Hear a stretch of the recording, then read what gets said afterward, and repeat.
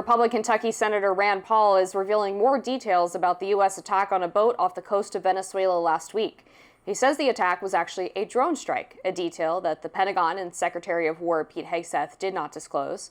Paul told The Intercept the recent drone attack on a small speedboat over 2,000 miles from our shore without identification of the occupants or the contents of the boat is in no way part of a declared war and defies our long-standing Coast Guard rules of engagement. The senator went on to say that includes warnings to halt, non-lethal force to capture, and ultimately lethal force in self-defense or in cases of resistance. Multiple people on board the ship were said to have survived the initial strike, according to exclusive reporting by The Intercept. Shortly after, they were apparently killed in a follow-up attack, American officials familiar with the matter told that outlet. As a reminder, 11 people were killed in the military strike on a so-called or alleged drug cartel boat. Venezuela maintains those killed were not gang members, with the country's interior minister and ruling party head calling the strike, quote, a murder, using, quote, lethal force. Now the strike is raising questions about President Trump's use of military power. Progressive Minnesota Representative Ilhan Omar announced yesterday she's introducing a war powers resolution in response to the strike. The Congresswoman writes on X, Trump launched a strike in the Caribbean with no legal authority, no congressional approval, and no answers about who was on the boat. Vice President J.D. Vance has been a vocal supporter of the strike. Over the weekend, he got into a tiff with Senator Paul and commentator Brian Krasenstein over his posts about the matter. He writes on X, killing cartel members who poison our fellow citizens is the highest and best use of our military. So, obviously I have quite a few problems with this in terms of what the US actually did. And in some ways, I think initially it was, if not exactly an underreported story, one where I'd fault myself for this. I don't think I maybe expressed enough outrage when I was discussing it with Robbie here as I perhaps should have. Because there is really no proof provided and no particular attempt so far to provide any proof. Simply this boat apparently being taken out, then the allegation that if they were drug traffickers, unproven, they are then narco-terrorists, which is also unproven, and that when Vance in particular was challenged on this, he made that remark that Senator Paul objected to about, I don't think we're allowed to use profanity, but not caring, shall we say, about whether it was part of international law or not. So, I have obviously very big problems with the United States or any other nation just randomly going around killing people in international territory. I think a lot of this obviously rests on what intelligence they had in terms of figuring out who the people on the boat were and what the boat was carrying, which it's not unusual for the public not to be privy to that information. I think Senator Paul would be able to access it in a skiff and maybe he would change his mind. I'm not sure if he's done that yet or even asked to do that. I'm sure that would be helpful for clarifying what exactly happened here. But if it is true that the administration struck a cartel drug boat, then based on the fact that Trump has designated a lot of these cartels, including the one accused of being on the boat, as foreign terrorist organizations, then it is within his authority to strike them. And I think the argument for them being foreign terrorist organizations is that they don't just run drugs and kill people that they disagree with, but they actually do try to influence politics and intimidate political leaders in order to achieve their ends. Maduro is accused of accepting money from the cartels in exchange for allowing them to operate freely. And Tren de Aragua, which is the most prominent Venezuelan gang, recently in the United States was given permission from its leadership to attack U.S. police officers, including a very viral incident that happened in New York City where a group of Tren de Aragua members attacked police. Another one where a Tren de Aragua member was pulled over by a police officer and shot the police officer.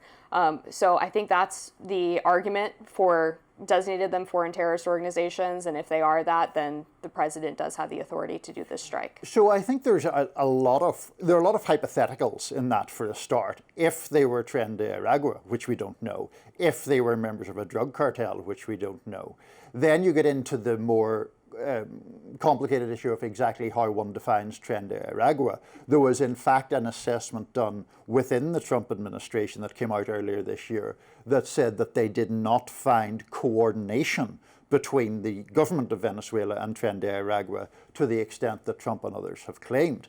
So I think there's this is why I think there are people like Rand Paul, who I rarely agree with, and me on essentially the same side of this question, because there is this massive vacuum or vacancy where there should be proof if the US government is going to run around doing this kind of thing. And not only, as I say, has that proof not been provided, the imperative to provide it doesn't appear to be being recognised at all. You have laid out there a plausible theory that the administration has not bothered supporting with any public facts as yet. I suppose the issue, though, is, Niall, I think you would agree that if they are making this assessment based on confidential sources and methods, making those public could potentially burn people who are informants in the area. It could potentially reveal, sensitive methods of intel collection that we keep private for a reason. And so I'm not sure how realistic or fair it is to expect the administration to release that information. Well, my rebuttal to that would be, it is fair if the United States is going around killing people for them to provide proof as to why they're killing them. I mean, I think this goes to a perhaps philosophical difference that you and I have, where I think, broadly speaking, and I'll present this as fairly as I can, I think I tend to be more suspicious of law enforcement agencies generally, and you tend to, I think that they're mostly doing good work and that some things can't be told.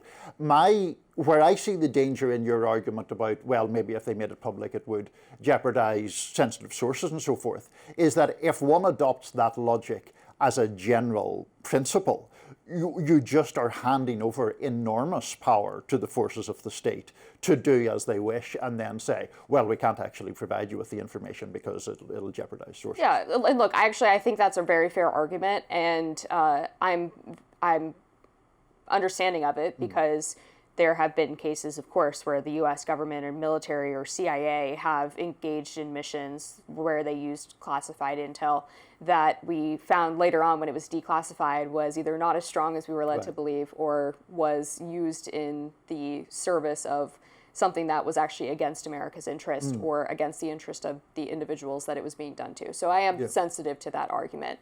And I think if they do have information that would not burn classified intel, then it would be helpful for them to share that so that we can see, okay, here are the names of the people who were on the boat, and here's their link to Tren de Aragua, if that's the case, or here's the evidence that they were carrying drugs. But it should be done in a way that makes sure that those sensitive methods are not revealed to the world. Right, and to pick up on one of Rand Paul's points about the Coast Guard and the rules of engagement, I mean, apart from the general morality of those rules of engagement, they are designed to create a situation where people then face legal processes, and if the government has proof, it can provide that proof, and if they have exculpatory evidence, they can provide that exculpatory evidence.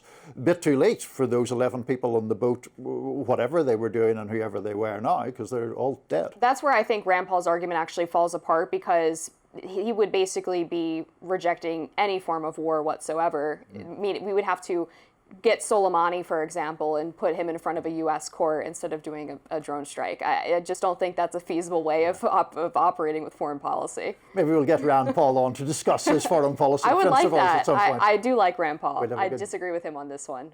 Just weeks after a major merger, Paramount and new parent company Skydance reportedly have eyes set on one another. Don't go anywhere.